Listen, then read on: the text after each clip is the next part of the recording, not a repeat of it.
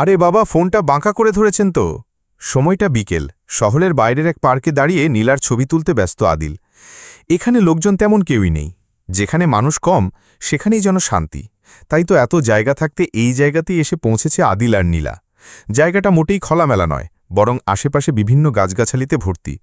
দেশি বিদেশি গাছপালা, ফুল, ফল, সবজি কি নেই এখানে। গাছের ফাঁক দিয়ে যতটুকু সূর্যের আলো পৌঁছাতে পারে তাই যথেষ্ট। চারপাশে বসার জন্য সারি সারি বেঞ্চ বানানো আছে। ছবি তোলার মতো সুন্দর সুন্দর জায়গাও রয়েছে। পার্কটার পাশ ঘেঁষে বয়ে গেছে এক বিশাল নদী। স্ট্রিট ফুডের দোকানেরও তেমন অভাব নেই। বলতে গেলে জায়গাটা ১৯৯। এবার জানা যাক আদিল আর নীলা একসঙ্গে এখানে কি করছে। ফ্ল্যাশব্যাক। সকাল থেকেই নীলা মনমরা হয়ে ঘরবন্দি হয়েছিল। কিছুতেই ভালো লাগছিল না। তবে এসব সে লোকচক্ষুর আড়ালে রেখেছে। অন্যের সামনে নিজের হতাশা বা দুর্বলতা প্রকাশ করার মেয়ে সে নয়। কিন্তু কিছু মানুষ থাকে না, যাদের সবকিছু বলা যায়, কিছু না বললে পেটের ভেতরটা কেমন করে। নীলার জন্য সেই মানুষটা হয়তো আদিল। সকাল ১১টার দিকে আদিলের নম্বর থেকে কল আসে। নীলা কল রিসিভ করে আদিলকে কিছু বলার সুযোগ না দিয়েই বলে ওঠে, আমার কিছু ভালো লাগছে না। কি হয়েছে আমার? আমি কি মরে যাব? আদিলের ভ্রু সামান্য বেঁকে যায়। সে চিন্তিত হয়ে শুধায়, ভালো লাগছে না? হয়তো শ্রদ্ধার খবরটা শুনে, তাই না? শ্রদ্ধার জন্য নীলার খারাপ লেগেছে, এটা সত্য। তবে এই কারণে তার মন খারাপ কথাটা সম্পূর্ণ মিথ্যে। নীলা দীর্ঘশ্বাস ফেলে। সে কিছু বলার আগে আদিল ফের বলে, আমাদের সতেজ অক্সিজেনের প্রয়োজন চন্দ্রা, আজ কোথাও ঘুরে আসুন, ভালো লাগবে। নীলা আদিলের কথা শুনে একটু ভাবে। তারপর নরম গলায় বলে, আপনি কি ফ্রি আছেন? থাকলে চলুন কোথাও থেকে ঘুরে আসি। নীলার প্রস্তাবে আদিল বিস্মিত হয়। এই প্রথমবার নীলার মুখ থেকে এমন কথা শুনছে সে। অবাক হওয়াই তো স্বাভাবিক। আদিল মৃদু হেসে বলে, কিভাবে যাব? প্ল্যান বলুন। বোঝেনি তো, কেউ দেখে ফেললে ঝামেলা হবে। নীলা ফের কিছুক্ষণ ভাবে। তার আকাশ পাতাল ভাবনার মাঝে আদিল বলে ওঠে, অত ভেবে মাথা হ্যাং করতে হবে না। ধানমন্ডি লেকের পাড়ে দাঁড়াবেন, আমি ওখান থেকে আপনাকে নিয়ে যাব। আপনি শুধু সময়টা বলুন। নীলা ভাবলেশভাবে বলে, একটু দূরে কোথাও যেতে চাই, যেখানে আমাদের পরিচিত কেউ নেই, সবাই অচেনা। হাতে বেশি সময় নিয়ে যাব, তাই ৪টের দিকে বাড়ি থেকে বেরোলেই চলবে। বাকিটা আপনার সুবিধা আর ইচ্ছের উপর নির্ভরশীল। আদিল আনমনে বলে ওঠে, আমার ইচ্ছে সুবিধা সবটাই আপনি। এইটুকু বলেই কথা শেষ হয়। নীলা কল কেটে দেয়। বর্তমান। আরে বাবা, ফোনটা বাঁকা করে ধরেছেন তো? আদিল ঠোঁট কামবে ফোনটা ঠেক করে ধরল।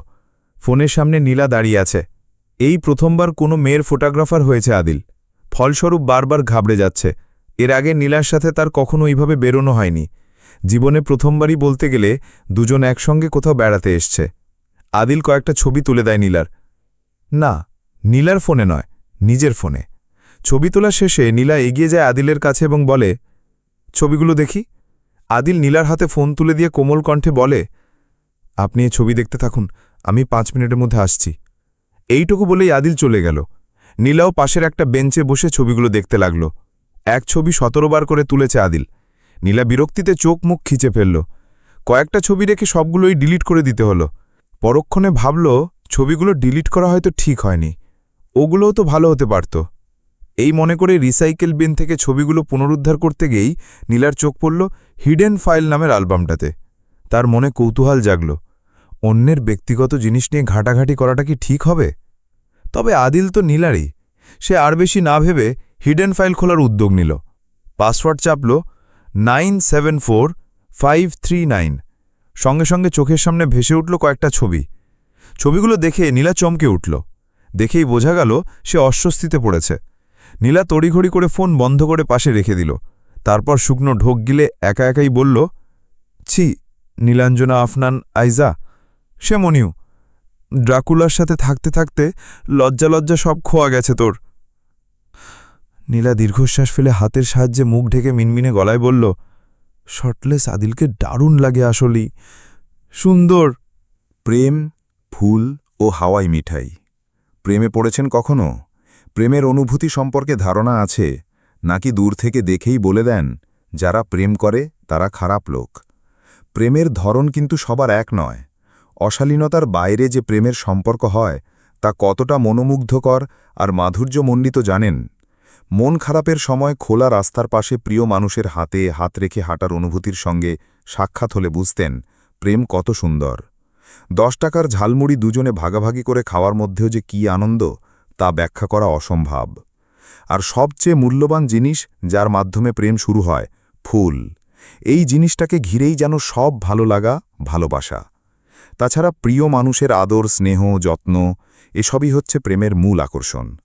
5 মিনিটের জায়গা 10 মিনিট হয়ে গেল, আদিল নামক ব্যক্তিটির আসার কোনো খবর নেই। নীলা চুপচাপ বসে অপেক্ষার প্রহর গুনছে। প্রায় 15 মিনিটের মাথায় সে অনুভব করল তার পাশ ঘেঁষে কেউ একজন বসেছে।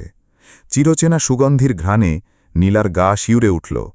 সে পাশে তাকাতেই দেখল মানুষটার মুখে স্পষ্ট হাসি। তার হাতে 5 রঙের 5টা হাওয়াই মিঠাই, 2টো স্প্রিং পোটেটো চিপসের প্যাকেট, 5টা গোলাপের একটা তোড়া আর একটা রজনীগন্ধার মালা। নীলা ভ্রু কুচকে নিষ্পৃহ কণ্ঠে বলল, এসব হাবিজাবি আনতে গিয়েছিলেন? আদিল অসন্তুষ্ট হয়ে ঠোঁট বাঁকিয়ে ভারী গলায় বলল, হাবিজাবি কোথায় দেখছেন, সব কাজের জিনিস। এইটুকু বলেই সে হাতের জিনিসগুলো পাশে রেখে দিল, শুধু রজনীগন্ধার মালাটা ছাড়া। তারপর নরম গলায় বলল, হাতটা দিন তো দেখি। নীলা নিঃশব্দে নিজের বাম হাতটা আদিলের দিকে বাড়িয়ে দিয়ে বলল, আমি আর আপনি বয়ফ্রেন্ড গার্লফ্রেন্ড না মিস্টার মির্জা। টিচার স্টুডেন্টের বাইরে আমরা দুজন বন্ধুর মতোই। তবে আপনাকে দেখে মনে হয় আপনি আমার প্রেমিক এবং এই মুহূর্তে আপনার প্রেমিকার সাথে ডেটে এসেছেন। আদিল মৃদু হেসে বলল, এখনকার স্টুডেন্ট পরবর্তীতে অর্ধাঙ্গিনী হবে না, এর কোনো নিশ্চয়তা আছে? নীলার চোখজোড়া বিস্ময় বড় হয়ে গেল। সেই শুধু নিষ্পলক চেয়েই রইল মানুষটার দিকে। শব্দগুচ্ছ গলায় আটকে যাওয়ায় কিছু বলতে পারল না। এর মধ্যেই আদিল তার হাতটা সযত্নে তুলে নিয়ে প্রিয় মানবীর হাতে মালাটা পরিয়ে দিতে লাগল। নীলার পোশাকের সঙ্গে এই মালা খুবই বেমানান, তবুও সে বাধা দিল না। শুধু বলল, can I take a clip? Adil নির্দ্বিধায় বলল, শিওর। নীলা নিজের ফোনে সুন্দর মুহূর্তটা বন্দি করে নিল। তার গ্যালারিতে এই ভিডিওটা সবচেয়ে সুন্দর মুহূর্ত নামে আখ্যায়িত হয়ে থাকবে। আদিল নীলার হাতে মালা পরাতে পরাতে মনে মনে বলল, আজ আপনার হাতে বেঁধে দিলাম রজনীগন্ধার মালা। কতটা ভালোবাসি কখনোই হয়নি বলা। এই শেষবেলায় নিজেকে আমার হাতে তুলে দিয়ে ঝটপট করে ফেলুন তো জীবনের সবচেয়ে বড় ভুল। আদিল মালা পরানো শেষ করে হাতটা ছেড়ে দিয়ে শান্ত ভঙ্গিতে জিজ্ঞেস করল, ভিডিওটা দিয়ে কি করবেন? নীলা মুচকি হেসে বলল, ঘাবড়ে যাবেন না, কোথাও পোস্ট করছি না, শুধু একজনকে দেখাবো। আদিল ভ্রু কোচকাল, প্রশ্ন করল, কাকে? নীলার মুখের হাসিটা আরেকটু চওড়া হল। সে বলল, অল্পদিনে একটা মানুষ আমার নিঃশ্বাসের সাথে মিশে গেছে, আমার সুখ দুঃখের প্রমাণস্বরূপ রয়ে গেছে। আমি মনে করি আমার জীবনের বিশেষ ওই ব্যক্তিকে এই ভিডিওটা দেখানো দরকার। আফটার অল আমি তার কাছ থেকে কিছু লুকিয়ে রাখতে পছন্দ করি না। আদিলের মুখে বিস্ময় স্পষ্ট, তার মনে প্রচণ্ড কৌতূহল। সে বলল, নামটা জানতে পারি তার? ভীষণ কৌতূহল হচ্ছে। নীলা এবার উচ্চস্বরে হেসে উঠে মিনমিনে গলায় কি যেন বিড়বিড় করল। হয়তো নামটা বলেছে, কিন্তু আদিল বুঝতে পারল না। সে ফের বলল, কি? নীলা আদিলের দিকে শান্ত দৃষ্টি নিক্ষেপ করে মিষ্টি স্বরে বলল, half world, my half world. Adil ঠিক বুঝতে পারল না নীলা কথাটা কাকে উদ্দেশ্য করে বলল। তার থমথমে অবস্থা দেখে নীলার বেজাই হাসি পেল। সে ঠোঁট চেপে হাসি নিয়ন্ত্রণ করল, কিন্তু আর কিছু বলার প্রয়োজন বোধ করল না। আদিলও আর কিছু জিজ্ঞেস না করে নিজের কৌতূহলটা নিজের মধ্যেই দাবিয়ে রাখল। সূর্যাস্ত এবং না বলা কথা। সময় নিজস্ব গতিতে অতিবাহিত হচ্ছে। নিরিবিলি পরিবেশটা এখন মানুষজনে গমগম করছে। জোড়ায় জোড়ায় কপত কপতির আনাগোনা। কিন্তু সেদিকে আদিল বা নীলা কারুরই মনোযোগ নেই। তারা পাশাপাশি কাঁধে কাঁধ মিলিয়ে হেঁটে চলেছে। দেখতে বেশ মানিয়েছে দুজনকে। নীলা তখন থেকে কথা বলেই যাচ্ছে, আর আদিল খুব মনোযোগ দিয়ে শুনছে। যদিও প্রয়োজনের বাইরে হুঁ হ্যাঁ ছাড়া তেমন কিছু বলছে না। সে ভেতরে ভেতরে উদাস, এক অজানা কৌতূহলে ভুগছে সে। জানতে ইচ্ছে করছে কে সেই লোক, কিন্তু জিজ্ঞেস করতে সংকোচ বোধ হচ্ছে। আদিলের এই মনোভাব নীলার চোখ এড়ায়নি। সে আদিলের শান্তমুখের ভঙ্গি দেখে ঠোঁট চেপে হাসে। আদিলকে খেপাতে খুব ভালোবাসে নীলা। সন্ধ্যা হয়ে আসছে, সূর্য অস্ত যাচ্ছে। কমলা রঙের সূর্যটা ধীরে ধীরে দিগন্তের বুকে ঢলে পড়ছে। লেকের পাড়ে সবুজে ঢাকা নরম ঘাসের ওপর বসে একমনে সূর্যাস্ত দেখছে নীলা। তার চোখে একরাশ মুগ্ধতা। আদিল তার থেকে বেশ কিছুটা দূরত্ব রেখে চুপচাপ বসে আছে। সে নীলার দিকে তাকাল। মেয়েটার চেহারায় কি এক লাবণ্য। আদিল মনে মনে আওড়াল, তুমি তো এত মুগ্ধ চোখে আমার দিকে তাকাও না চন্দ্রা। আদিল দীর্ঘশ্বাস আড়াল করল। সে কি এখন সূর্যের সাথেও নিজেকে তুলনা করছে? এত হিংসা মোটেও ঠিক নয়। প্রাপ্তবয়স্ক যুবক হয়েও কিশোরদের মতো আবেগে ভাসা উচিত নয়। আদিল নিজেকে ধমক দিল। নীলা আর চোখে আদিলের দিকে তাকাল। সে স্বচ্ছ জলের দিকে তাকিয়ে আছে। হঠাৎ নীলা মেকি কণ্ঠে বলল, স্যার, আপনি যে আপনার ছাত্রীকে নিয়ে ঘুরতে এসেছেন, বাসায় কেউ জানে? আদিলের মেজাজ মুহূর্তে বিগড়ে গেল। সে কোনোমতে নিজেকে শান্ত রেখে শক্ত কণ্ঠে বলল, স্যার, টিচার, স্টুডেন্ট, ছাত্রী এই 4টে শব্দ এড়িয়ে চলবেন চন্দ্রা, বড্ড বিশ্রী লাগে শুনতে। নীলা মৃদু হেসে বলল, মাস্টারমশাই বলে ডাকব না হয়, ভালো লাগবে। আদিল আরও বিরক্ত হয়ে অপ্রসন্ন কণ্ঠে বলল, ওটা আরও জঘন্য। নীলা মাথা নেড়ে প্রতিবাদী কণ্ঠে বলল, উহু, ভালো। আদিল আর কথা বাড়াল না। নীলা তার আচরণে সন্তুষ্ট। সে চায় আদিল একটু তাকে শাসন করুক, বকা দিক। কিন্তু আদিল তো তা না করে উল্টো আহ্লাদে মাথায় তুলে নিচ্ছে। নীলা মাথা নুইয়ে আলতো হাসল। তারপর আগুনে ঘি ঢালার মতো বলল, আমার বিশেষ সেই ব্যক্তিটিকে নিয়ে আপনি তেমন আগ্রহী নন কেন? সে কত ভালো জানেন? ব্যাস, আর কথা বলার দরকার হলো না। এর আগেই আদিল তেতে উঠে বলল, জানতে চেয়েছি একবারও।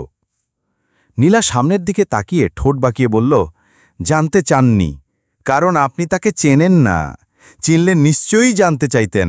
আচ্ছা, এসব বাদ, আমি বলি, আমার সেই বিশেষ ব্যক্তিকে আমি খুব খুব খুব ভালো।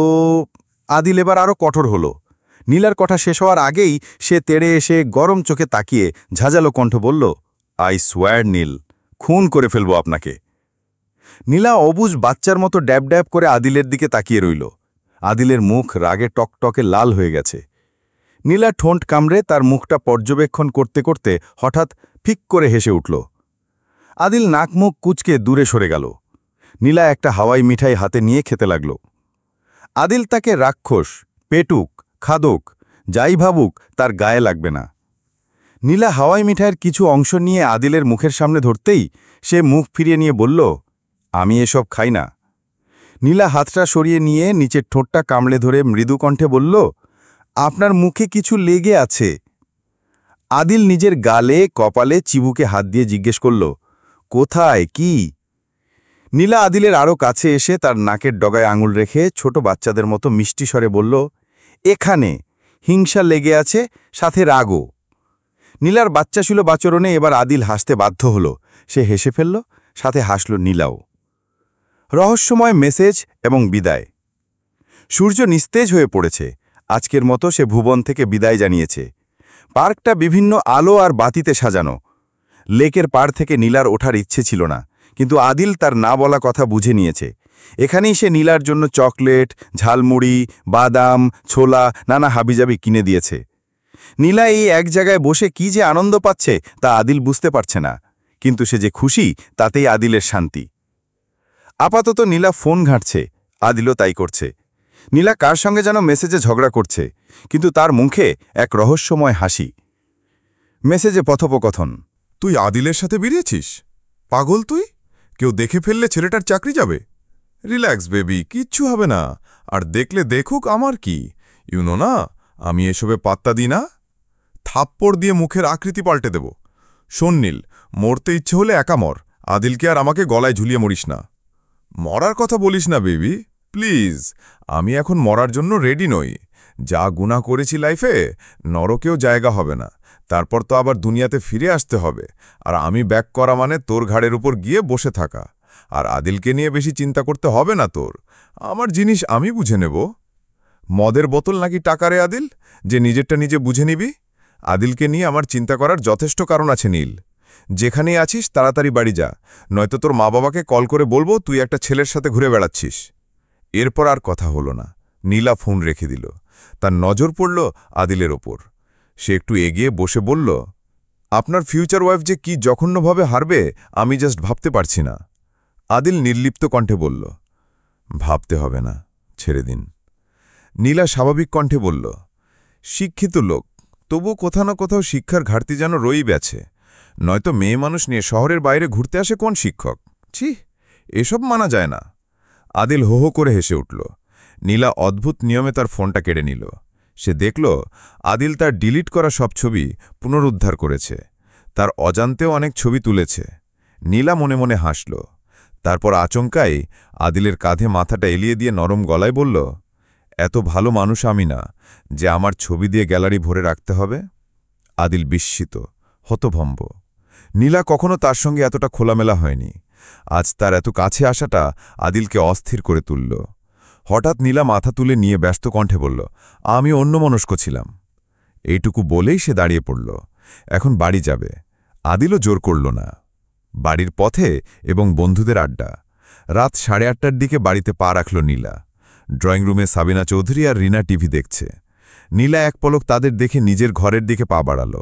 যাওয়ার আগে দেখল সাজেদা চৌধুরী শুয়ে ফোন ঘাটছেন। রাফসান সাহেব হয়তো চায়ের দোকানে। নীলাকে কখনো কেউ তেমন শাসন করেনি। সারা রাত বাড়ির বাইরে থাকলেও কারো কিছু আসে যায় না।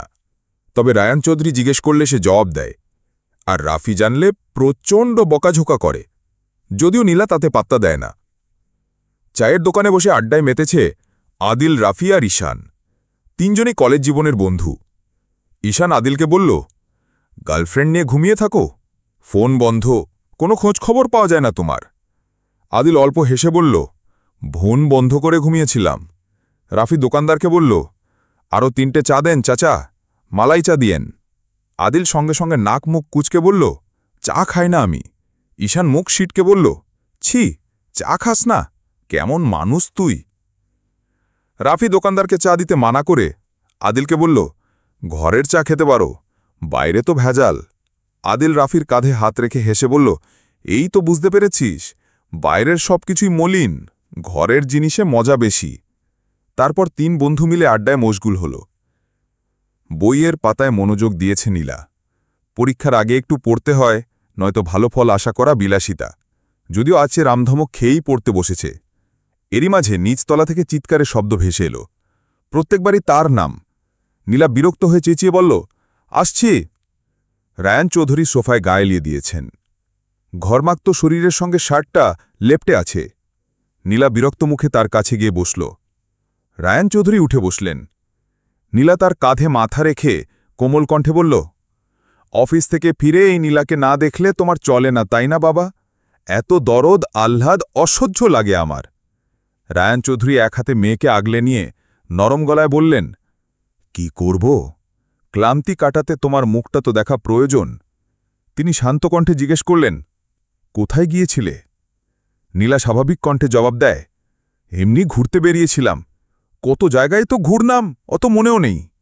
রায়ান চৌধুরী মৃদু হেসে বললেন, কার সাথে গিয়েছিলে?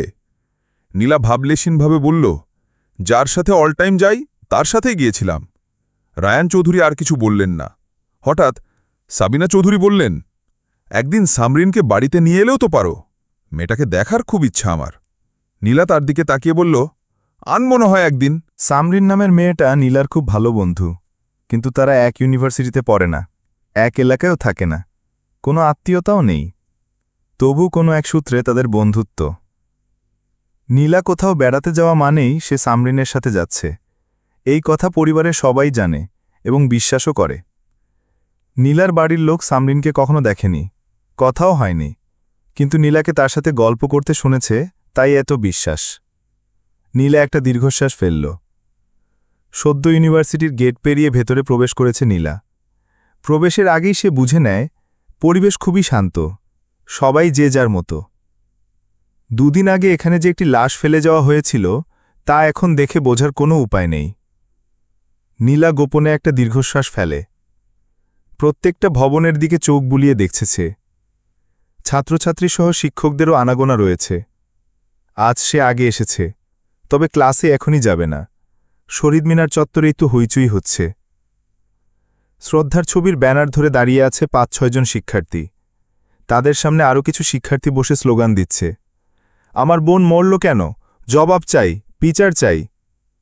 নীলা ওই শিক্ষার্থীদের দেখে কিছুটা বিরক্ত হয়। সে দ্রুতই তাদের দিকে এগিয়ে গিয়ে শক্ত কণ্ঠে বলল, এসব করছো কেন? ছেলেমেয়েরা নীলার দিকে তাকাল। তাদের মধ্য থেকে পলাশ নামের একটি ছেলে বলল, এটা খুন আইজা আপু, আমরা বিচার চাইতে পারি না? নীলা মাথা নেড়ে শক্ত কণ্ঠে বলল, না, পারো না। বিচার পাবে? আদৌ কোনো বিচার পাবে তোমরা? কেমন বিচার চাও বলো তো? সেই বিচারে জিতলে কি শ্রদ্ধাকে ফিরে পাবে? পাবে না। গত 3 মাসে এই ইউনিভার্সিটির 19 জন শিক্ষার্থীকে খুন করা হয়েছে। কে করেছে বলো তো? জানো তোমরা? সবাই নিশ্চুপ। নীলা কড়া গলায় ফের জিজ্ঞেস করল, কে করেছে খুন?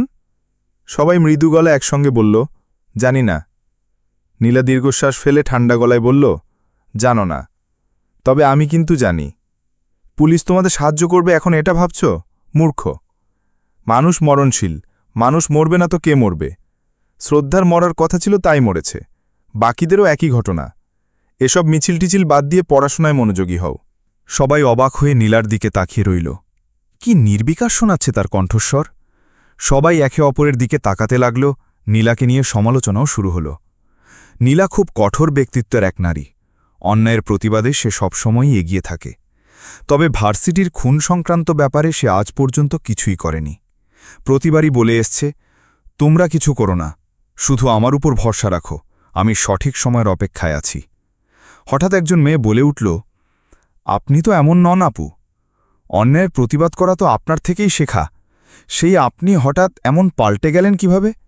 19 জন শিক্ষার্থীর খুনের ঘটনায় আপনি 19 বারই সবাইকে থামিয়ে দিয়েছেন। কেন করছেন এসব?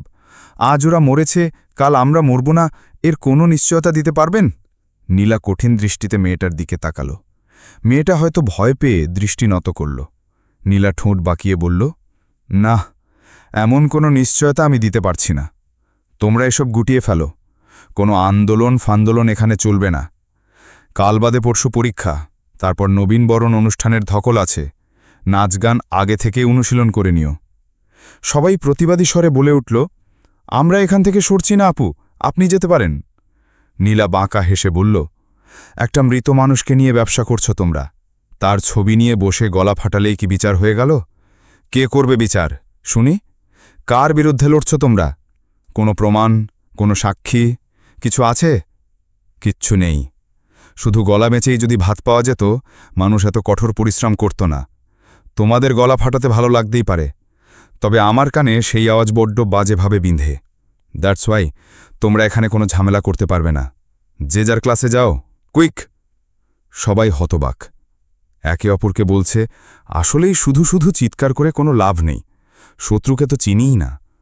সবাই হাল ছেড়ে ব্যানার নামিয়ে নিল।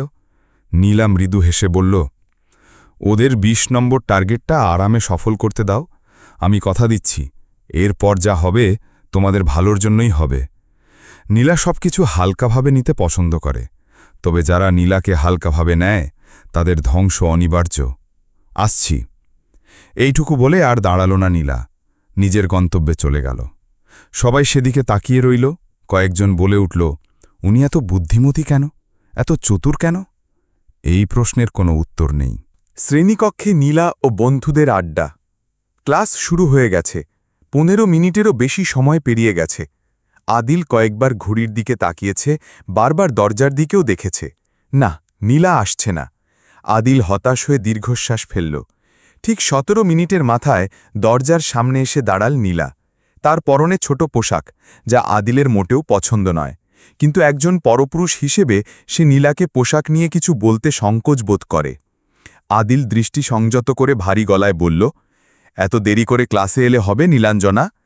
নীলা হাতঘড়ির দিকে তাকিয়ে মুখ থেকে একটা বিরক্তির শব্দ করে বলল, ঘড়িটা নষ্ট হয়ে গেছে, এটা আমার দোষ না। আদিল বুঝে পায় না মেয়েটা এত ফাঁকিবাজ কেন। সে নীলাকে ভেতরে আসার অনুমতি দিল। নীলাও চলে এলো এবং ক্লাসে বসার আগে ঘড়িটা আদিলের কাছে রেখে গেল। নিত্যদিন নীলার আধ্যয়োগ ব্র্যান্ডের ঘড়ি, দামি পোশাক আর বিলাসবহুল জীবনযাপন দেখে শ্রেণীকক্ষের সবার মনেই কৌতূহল জাগে। নীলা রানিশার পাশের সিটে গিয়ে বসল। আজ প্রান্তও এসেছে। তার মুখটা ভীষণ মলিন, দেখেই বোঝা যায় সে বড়সড় একটা ছ্যাঁকা খেয়েছে। নীলা এক পলক প্রান্তর দিকে তাকিয়ে ঠোঁট কামড়ে হাসল। তা দেখে রানিশা প্রচণ্ড রেগে গিয়ে নীলার মাথায় আলতো করে গাঁটটা মেরে বলল, হাসছিস কেন অসভ্যের মতো? বেচারার কষ্ট তুই কি বুঝবি? সঙ্গে সঙ্গে নীলা আফসোসের স্বরে বলল, আহারে, এলিজা থেকে গেলেও পারত। রানিশার ইচ্ছে হল নীলার চুলগুলো ছিঁড়ে ছাগলকে থাওয়াতে। সে দাঁতে দাঁত চেপে বলল, ওই মেয়ে থাকতে চাইলেই কি প্রান্ত রেখে দেবে ভাবছিস? প্রান্তর আত্মসম্মান বোধ বলে একটা জিনিস আছে। নীলার চোখ রসগোল্লার মতো বড় হয়ে গেল। সে অবাক গলায় বলল, আত্মসম্মান? বাবা রে, এটা তো অনেক বড় শব্দ। আমার মনে হয় না প্রান্তর তা আছে। ও এত বড় একটা শব্দের ভার সামলাতে পারবে না। রানিশা নিশ্চুপ রইল। সে নীলার এই গা ছাড়া আচরণে বরাবরই বিরক্ত। মাহিরের অতীত ও নীলার নেতৃত্ব। প্রথম পিরিয়ড শেষ হতেই হুড়মুড়িয়ে ক্লাসরুম থেকে বেরিয়ে গেল নীলা, রানিশা, প্রান্ত, মাহির আর আরিয়া। ওরা 5 জন মিলে 3 তলার সিঁড়ির গিয়ে বসল। এই সময় সিঁড়ির আশেপাশে কোনো শিক্ষক থাকেন না। নীলার দুপাশে প্রান্ত ও রানিশা, আর ওপরে আরিয়া ও পায়ের কাছে মাহির বসা। মাহির ভার্সিটির শুরু থেকেই নীলাকে পছন্দ করে। প্রান্তর সঙ্গে বন্ধুত্ব পাতিয়ে সে ধীরে ধীরে নীলাদের গ্রুপে মিশে যায়। বন্ধুত্বের একটা পর্যায়ে মাহির ভেবেছিল এখন প্রস্তাব দিলে হয়তো নীলা রাজি হয়ে যাবে। যেমন ভাবা তেমন কাজ। একদিন ভরা ক্যাম্পাসে সে হাঁটু গেড়ে বসে লাল গোলাপ দিয়ে নীলাকে ভালোবাসার প্রস্তাব দেয়। কিন্তু সেই দিন সুন্দর বন্ধুত্বের কথা ভুলে গিয়ে নীলা পুরো ক্যাম্পাসের সামনে মাহিরের গালে ঠাস করে কয়েকটা চর বসিয়ে দেয়। অপমানে মাহিরের চোখ দিয়ে সেদিন অশ্রু ঝরেছিল। সে অনেক সাহস নিয়ে ব্যথিত গলায় বলেছিল, কাউকে ভালোবাসা অন্যায় না নীলাঞ্জনা। তোমাকে ভালোবাসা বিষপান করার মতোই ভয়ঙ্কর, যা আমি স্বেচ্ছায় সেবন করেছি। তা নিয়ে আমার বিন্দুমাত্র আফসোস নেই। নীলা সেদিন চিৎকার করে বলেছিল, লাভ ইজ মাই ফুড। বন্ধুর মতো মিশেছি, ভালো লাগেনি তোর, তাই না? Okay fine, I don't need this type of friend. আর কখনো আমার সাথে কথা বলার দুঃসাহস করিস না, মেরে ফেলব। মাহির তখন শোকে পাগলের মতো এসে বলেছিল, তোর জান কুরবান নীল। ওই ঘটনার পর অনেকদিন তাদের কথা বন্ধ ছিল। পরে প্রান্ত আর রানিসার জোড়াজুড়িতে আবার বন্ধুত্ব হলেও নীলা প্রয়োজনের বাইরে মাহিরের সাথে বেশি কথা বলে না। সিঁড়িতে গল্প আড্ডার মাঝে হঠাৎ নীলার নজর পড়ল নিচতলার দিকে। সাদা টি শার্ট পরা ছিপছিপে গরনের একটা ছেলে হেঁটে যাচ্ছে। ছেলেটার গায়ের রং তামাটে, তবে দেখতে বেশ সুদর্শন। নীলা তাকে দেখেই আর এক মুহূর্তও না বসে সোজা দৌড় লাগাল। সেদিকে তাকিয়ে মাহির দীর্ঘশ্বাস ফেলে উদাস গলায় বলল, ছেলেরা তো নীলার অ্যালার্জি, তবুও কেন এসব ছেলের সাথেও কথা বলে? রানিসা ম্লান হেসে বলল, বাদ দে মাহির, আর কত, এই নীলাটা মাথা থেকে ঝেড়ে অন্য কাউকে নিয়ে ভাব। মাহির মলিন মুখে বলল, এত সহজ না, প্রেম ভোলা যায়, ভালোবাসা না। নীলা হাঁপাতে হাঁপাতে ছেলেটার সামনে গিয়ে দাঁড়াল। কোনো ক্রমে একটা বড় ধাক্কা লাগতে গিয়েও ছেলেটা নিজেকে সামলে নিল। নীলা হাঁপাতে হাঁপাতে বলল, কান কি পকেটে নিয়ে ঘোরো? এতবার ডাকলাম, শুনতে পাওনি? ছেলেটা এদিক ওদিক তাকিয়ে বলল, আমি তো ভাবছিলাম অন্য কাউকে ডাকছ। নীলা বিরক্ত হয়ে চোখ উল্টাল। আশেপাশে তুমি ছাড়া আর কেউ আছে? তাছাড়া মুক্তাদি নামটা তুমি ছাড়া আর কার? মুক্তাদি মৃদু হেসে অনুতপ্ত কণ্ঠে বলল, আচ্ছা সরি, এবার বলো কেন ডাকছিলে? নীলা শান্ত হয়ে কোমল কণ্ঠে শোধাল, মামনি, মানে তোমার মা কেমন আছেন? মুক্তাদি উত্তরটা এড়িয়ে গেল। নীলা বুঝল সে আর কিছু বলবে না, তাই নিজেকে শক্ত করে ঠান্ডা গলায় বলল, আমি বরাবরই ভার্সিটিতে দেরিতে আসি, তুমি তো আসো সেই ভোরে। বাচ্চা কাচ্চারা যে বিচার চাই বলে চেঁচাচ্ছিল, কানে যায়নি তোমার? ওদের আটকাওনি কেন? মুক্তাদি দীর্ঘশ্বাস ফেলে মৃদুকণ্ঠে বলল, তোমার মতো সাহস বা সূক্ষ্ম বুদ্ধি কোনোটাই আমার নেই। আমি সাধারণ মানুষ ফারহা, এসব ঝামেলায় জড়াতে চাই না, তাই এড়িয়ে গেছি। ফারহা নামে মুক্তাদি নীলাকে ডাকে। সে ভার্সিটি সিনিয়র শিক্ষার্থী এবং নীলার সঙ্গে তার সুসম্পর্ক রয়েছে। নীলা কোমরে হাত দিয়ে কঠিন ভঙ্গিতে দাঁড়িয়ে বলল, তুমি ভার্সিটির বড় ভাই, স্টুডেন্টের ক্যাপ্টেনও বটে, তুমি মানা না করলে কে করবে? মুক্তাদি ভাইয়া, তুমি জানো আমি এখন কোনো ঝামেলা চাইছি না, আর তুমিও চাও না, তাই ওদের চুপ রেখে পরিবেশ শান্ত রাখা আমাদের দায়িত্ব। মুক্তাদি মলিন মুখে তাকিয়ে নিচু কণ্ঠে বলল, শোন বোন আমার, এসব ঝামেলার দরকার নেই, যাদেরকে তাদের মধ্যে থাকতে দে। আমার ঘরে মা আছে, মামা কষ্ট করে লেখাপড়া করাচ্ছে, এই মুহূর্তে শত্রু তৈরি করে নিজের প্রাণ খোয়াতে পারব না। নীলা ভেঙচি কেটে বলল, আচ্ছা ওসব বাদ দাও, তুমি ভদ্র শান্ত লোক তা আমি জানি, তবে ভাইয়া আমিও শান্ত নীরব বটে, তবে তা ক্ষণিকের জন্য। পরীক্ষাটা হোক, আমি ফাইনাল ইয়ারে উঠি, তারপর সবাইকে মজা দেখাবো। মুক্তাদি হো হো করে হেসে উঠে নীলার মাথায় স্নেহের হাত রেখে বলল, উকিল হও ফারহা, অ্যাডভোকেট নীলাঞ্জনা আফনান আইজা। পরীক্ষার প্রস্তুতি কেমন? ভালো ফল না করলে মানসম্মান ধুলোয় মিশে যাবে, মাথায় রেখো তুমি একটা উচ্চ পদে আছো। এইটুকু বলেই মুক্তাদি নিজ গন্তব্যে হাঁটা ধরল। নীলাও চলে এলো। ভার্সিটির সিনিয়রদের সাথে নীলার ভালো সম্পর্ক, তবে সবার সাথে নয়। মুক্তাদি আর নীলা দুজনেই ভার্সিটি শিক্ষার্থীদের নেতানেত্রী, ক্যাপ্টেন আর কি। সেই সূত্রেই দুজনের এত ভালো সম্পর্ক। আসসালামু আলাইকুম। আমাদের এই পর্বটি এখানেই শেষ হলো। এর পরের পর্বটি পেতে আমাদের চ্যানেলের দিকে চোখ রাখুন। ধন্যবাদ। সবাই সুস্থ থাকবেন।